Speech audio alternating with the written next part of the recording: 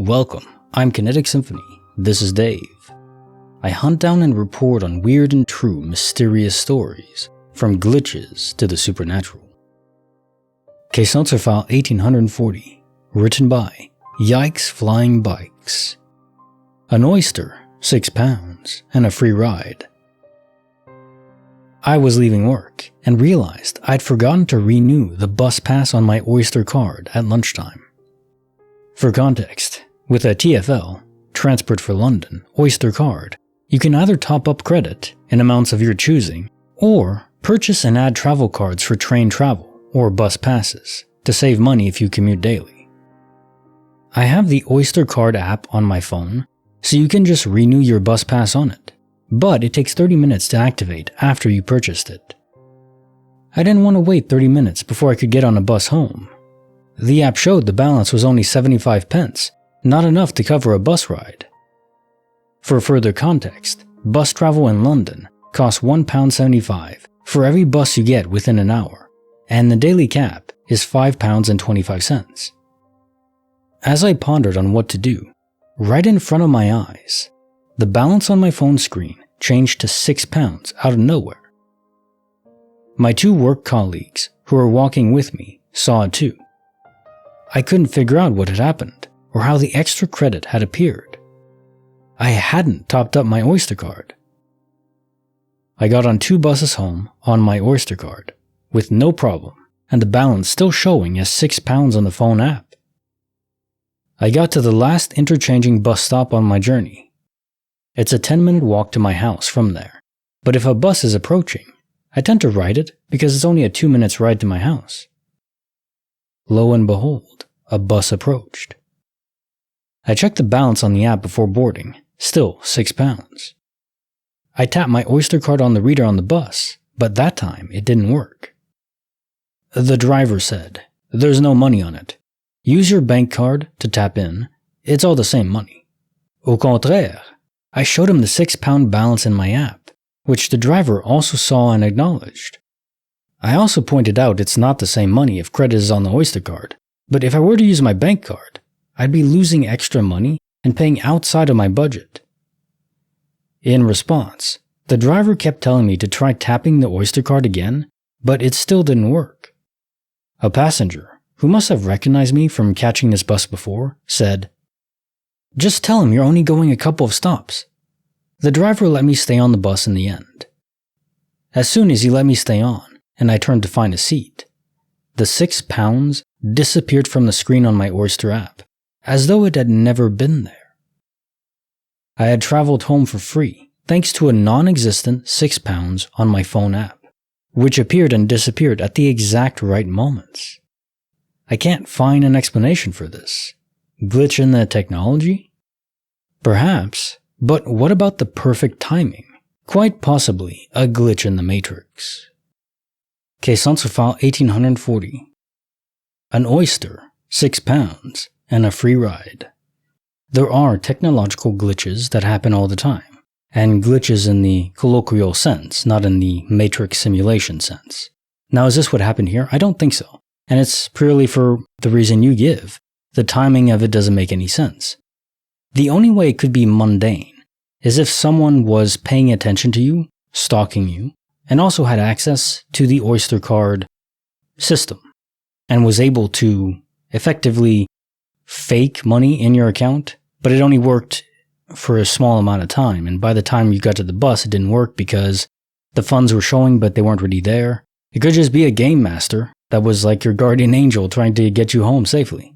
Personally, I think it's the latter. I don't think it was some random stalker hacker that just helped you through technology. It's so random. It is funny to consider that a game master overseer of the simulation is more likely, but I think it is. Also, the one thing I miss from Montreal is just riding the metro system and the bus. They also had the same sort of, was an Opus card, I believe, in Montreal, where you just load money on it, tap it on whatever turnstile there was or at the bus, and just hop on. It's fun, riding underground with no sunlight, just cruising around underneath the streets and everything.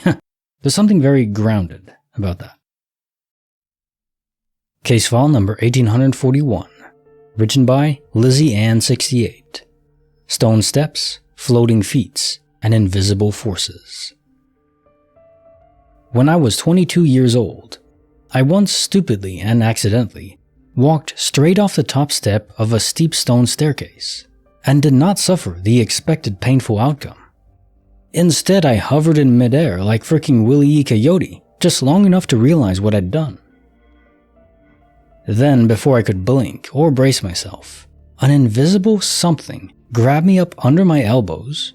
I was carrying a dishpan full of stuff, which is why I missed the step in the first place, and ever so gently floated me to the ground. I was set upon my feet and came to, about 10 feet to the right of the bottom of the stairs. I turned around, dishpan full of dishes undisturbed, and stared open-mouthed at the steps I should have by all rights been lying at the bottom of, bloodied and broken. I have no witnesses to corroborate my story, as I was working by myself at the time. It was summer camp, the week before campers arrived. I was preparing supplies for my own program at an outbuilding setback in the woods, a quarter-mile walk from the main building and mess hall. At the time, I figured I'd been rescued by my guardian angels. It was a Christian summer camp. But now, years later, with more life experience and a bigger worldview, I'm even more puzzled. Did I have a glitch in the Matrix moment? A quantum immortality event? I have no idea. It remains the one moment of my life that can't be explained by any other phenomenon. Quetzalcoatl file 1841. Stone Steps, Floating Feats, and Invisible Forces. Yes, the coyote running from, was it Bugs Bunny? I forgot, I know it's a Looney Tunes thing where there's a coyote running from a bunny, I believe, or something to that effect. And when he'd reach the edge, he'd always fall off, but before he did, he would be stuck in midair, and he'd only start falling when he looked down. Brings back good memories, have to admit that.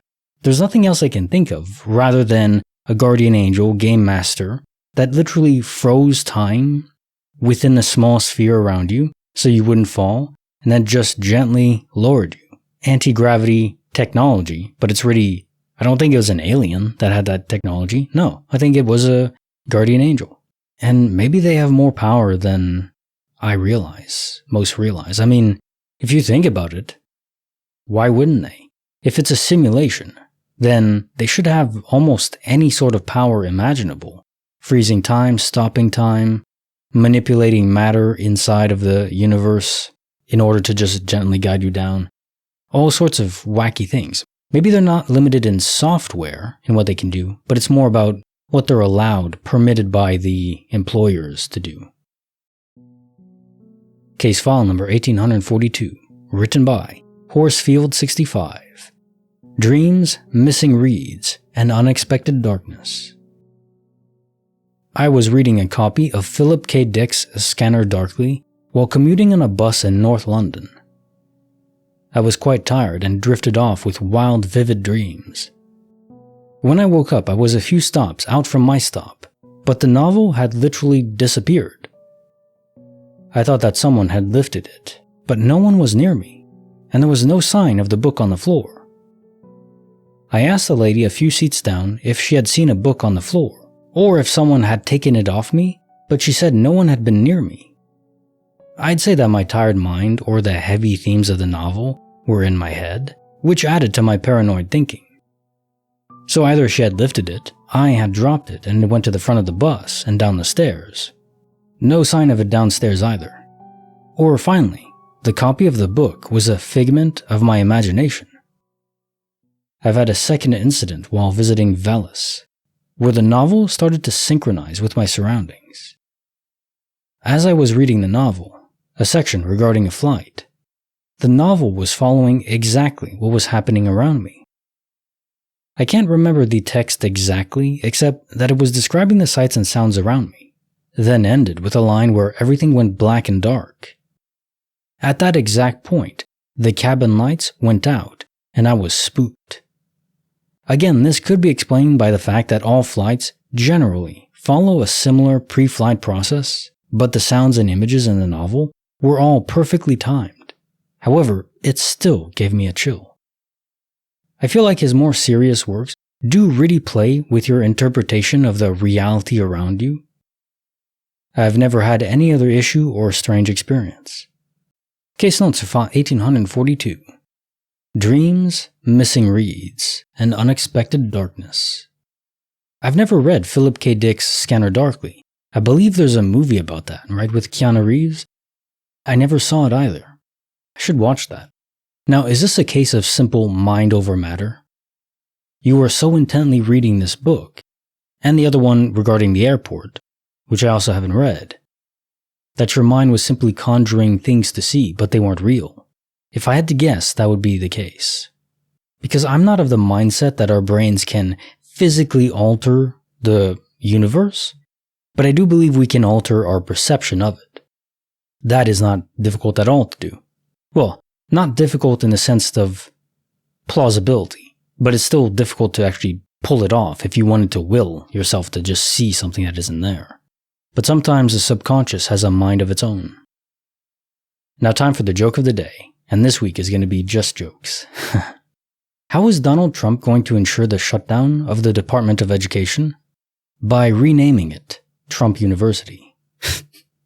Oh man. Again, I'm not really even political. I don't really care about one or the other president in this election cycle, but this is funny because, I mean, it's just a good joke. Trump does have a university and apparently it failed or was a scam or something. I don't know too much about it, but I do know that it's a funny parallel. Sometimes jokes just line up. Like the video, subscribe, hit the bell. Kinetic Symphony, signing off.